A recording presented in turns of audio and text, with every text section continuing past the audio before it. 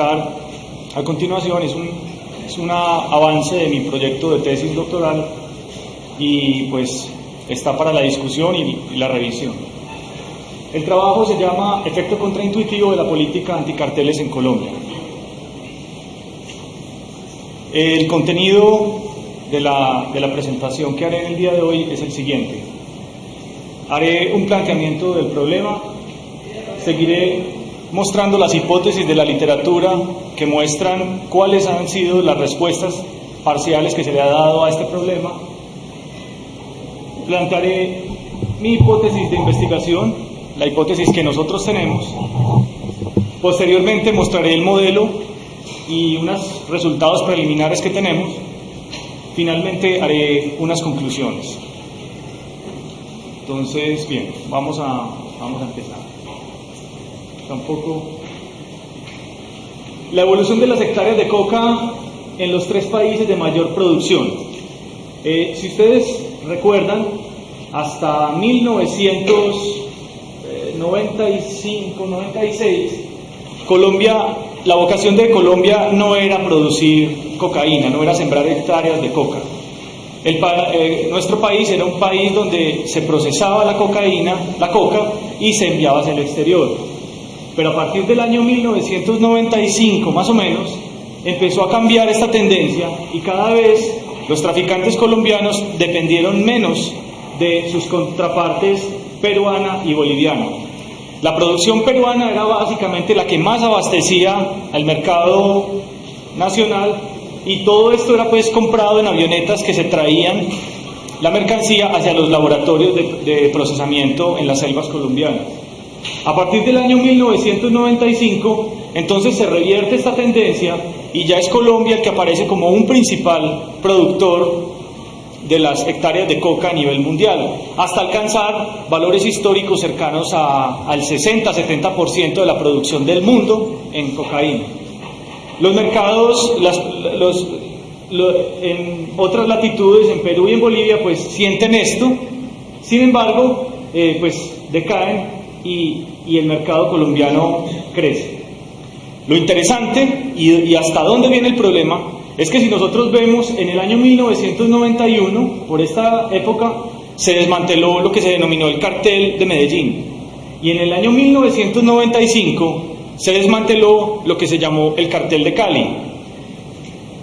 La pregunta entonces es la siguiente: si nosotros en este periodo de tiempo hemos atacado contundentemente 2 grupos delincuenciales reconocidos que se les adjudicaba el envío del 80% de la cocaína a los Estados Unidos, ¿por qué, si se desmantelaron estas organizaciones, después empieza a haber un auge de la siembra en Colombia?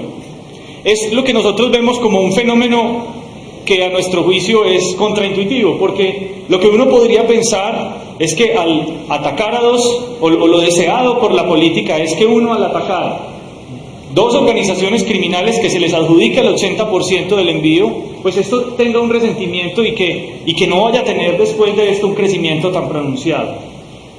Si nosotros revisamos con cuidado cuáles son las regiones de Colombia donde más se dio este fenómeno, podemos encontrar en las 3 principales regiones, Guaviare, Caquetá y Putumayo. Entonces podemos observar cómo a partir del 95-96, en las regiones, no puedo decir que no existía un crecimiento, sí existía un crecimiento, pero a partir de esta fecha el crecimiento comienza a aparecer en una proporción mayor. O sea, no es que nosotros nunca hubiésemos cultivado hectáreas de coca, sí las habíamos cultivado. Lo que pasa es que a partir de ese año tenemos evidencia que muestra que efectivamente se empezó a cultivar más.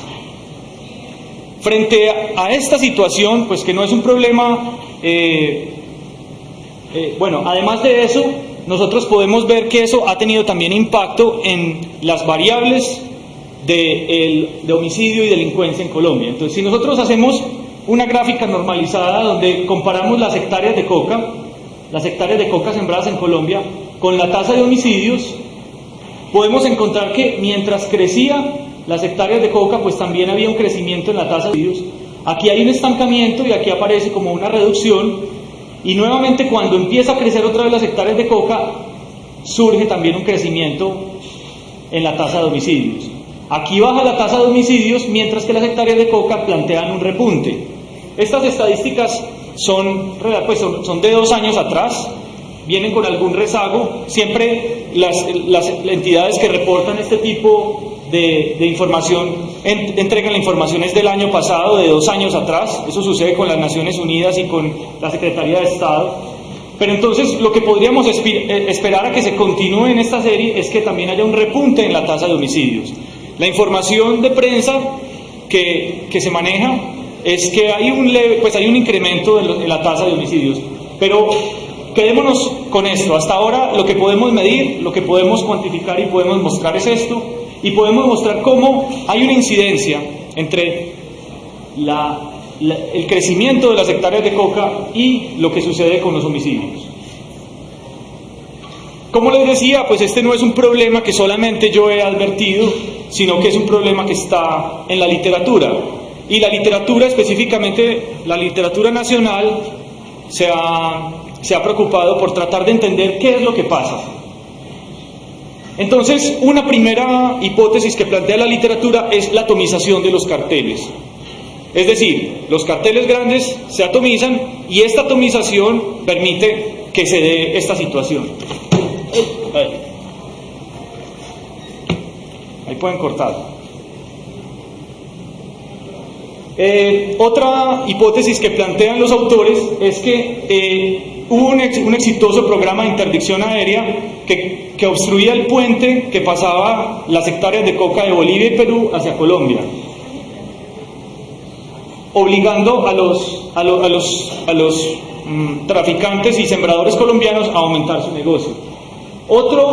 Otra de las hipótesis que se han adjudicado para entender este fenómeno es la apertura económica y la competencia agrícola.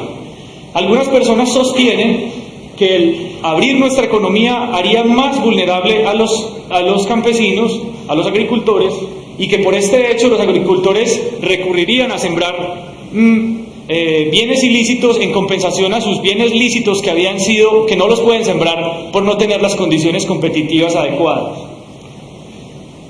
Otras personas dicen que eso se debe a la autofinanciación de los grupos armados, auge de grupos armados que en busca de su autofinanciación propugnan por aumentar la siembra.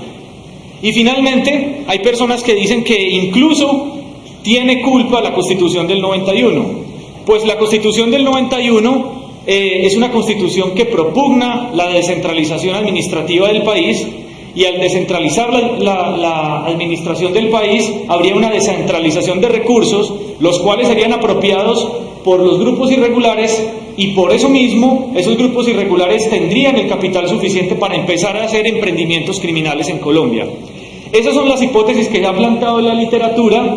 Nosotros tenemos razones para no estar completamente de acuerdo con todas, o sea, no entraré en el detalle de explicar por qué cada una de estas no es válida absolutamente, pero puedo decir algo al respecto.